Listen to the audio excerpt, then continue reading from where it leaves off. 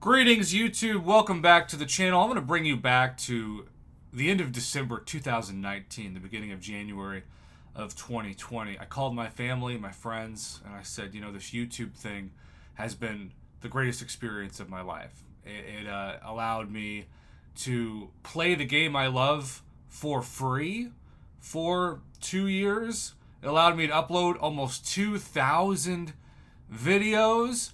It allowed me to get over 1 million views on my channel, which is like impossible for me to comprehend.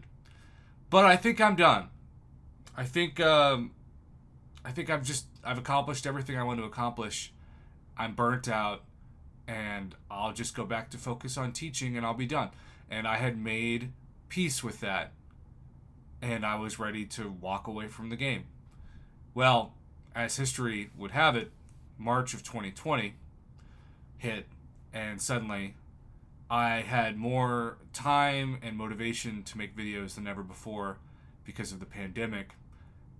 And since March 2020, I have not slowed down one day. I went from almost 2,000 views, 2,000 videos, to now over 12,000 videos. I went from about 1 million views to now over 50 million views. I went from about 15,000 subscribers to now over 60,000 subscribers. I'm not saying that as a flex, but as a testament to, well, not only hard work, but this community, for the most part. I mean, you're always going to have haters, right? But this community, for the most part, tolerating me for 5 years plus. And now, if this is burnt out, and this is like on fire for YouTube, I'm like right here. But I'm giving myself permission this year to step back on certain days, like I did last year, And yeah, sometimes that means that the revenue drops by 80%. Imagine you going into your job, and I know this is not a job, technically it's a hobby, but just imagine like you're used to seeing a certain number on your paycheck, and at the end of the month, it's going to be 80% less. Sometimes that can be a little emotionally distorting. But once you get over that, knowing it's because you're taking a step back for your own mental health, I think that can be priceless, assuming you can pay your bills. Now, I'm blessed enough to be able to pay my bills, so that's not a problem, though 80% less is still 80% less. When I started YouTube, I never made a penny on YouTube, never planned to make a penny.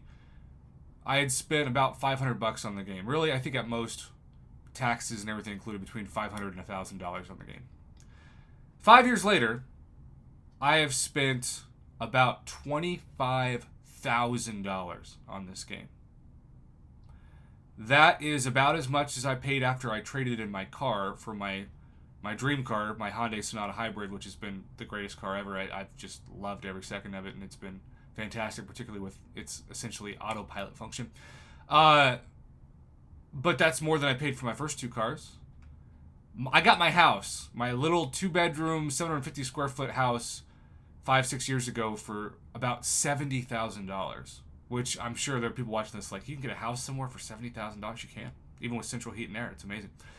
So $25,000 is more than 33% of what I paid for my house. But I have made, even after taxes, at least twice that much on YouTube over 5 years. That's right. You can make about 50 grand on YouTube after taxes in 5 years. Is that enough to live off of? No. Is that enough to be able to put some money away for your car or your house or equipment or your family or travel?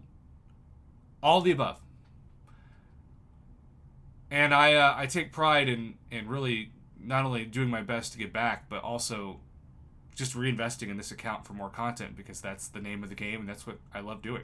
I actually love creating content more than I do spending money, which might bring some people confusion and alarms, but it is what it is. Because of that, my prestige, though the relic prestige, of course, is, it is what it is. My Summoner Prestige is at 15,867, which is still adding those up instead of averaging them. Who knows if that's going to change soon, but it's supposed to. But the champion prestige is 15,718, and the total base hero rating is over 4.7 million. Again, when I started my YouTube channel, I think I had 200,000 hero rating. This has allowed me, of course, no rank 5s yet.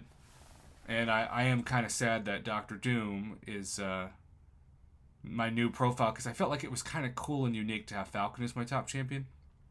But regardless, my 6 stars, particularly my rank 4 6 stars, are pretty exciting. Doom, Falcon, Corvus, Hercules, Cosmic Ghost Rider, Blade, Black Widow, Clairvoyant, Black Widow, Deadly Origin, Hulkling, Archangel, Mega Red, Human Torch, Colossus, Immortal Abomination, Null, Ultron, Cap, America Infinity War, Domino as of yesterday at the time of recording this, though maybe some people saw this a couple months later, I don't know. Nick Fury, Warlock, Galactus, Nimrod, and Red Hulk. And I have so many that I'm excited to eventually take to rank 4, though I also have so many people on my own streaming channel that are pushing for me to do that with Groot. Oof. I still want to take Namor up to rank 4. I still want to take Elsa Bloodstone up to rank 4. I still want to take Aegon eventually up to rank 4. Scorpion, Diablo would be a great rank 4 choice. Omega Cheeks, Spider-Ham.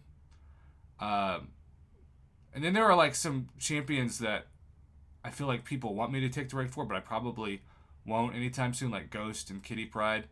Like, I'd rather take, for the sake of my own usage, Venom to rank 4 before them, which might be crazy, but it is what it is. It's crazy to me that Red Mags at 660 isn't even 16,000 PI with full suicides. I know they revamped him, but come on, you can give him better prestige than that. That's pathetic. Point being, though, this account, which also didn't have any rank 5, of course, 5 stars when I started on YouTube, because that wasn't, a thing. So to have all these 5 stars at rank 5 is incredible. I even got my Lord and Savior of the channel, Red Skull, at rank 5. That's right, Ryan Beta. I haven't forgotten.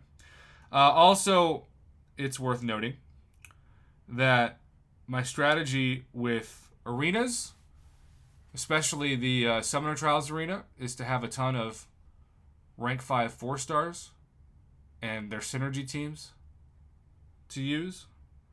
And then I also plan on taking every single 2-star and 3-star up to max rank during level up events especially. And I have done that for the most part. I have people that I save for level up events, and you can see at the bottom of this, I have indeed still, got 1, 2, 3, 4, 5, 6, 7, 8, 9. Wow, 11 3 stars. Now I can max them up right now, but I'm waiting to do that again for level up events.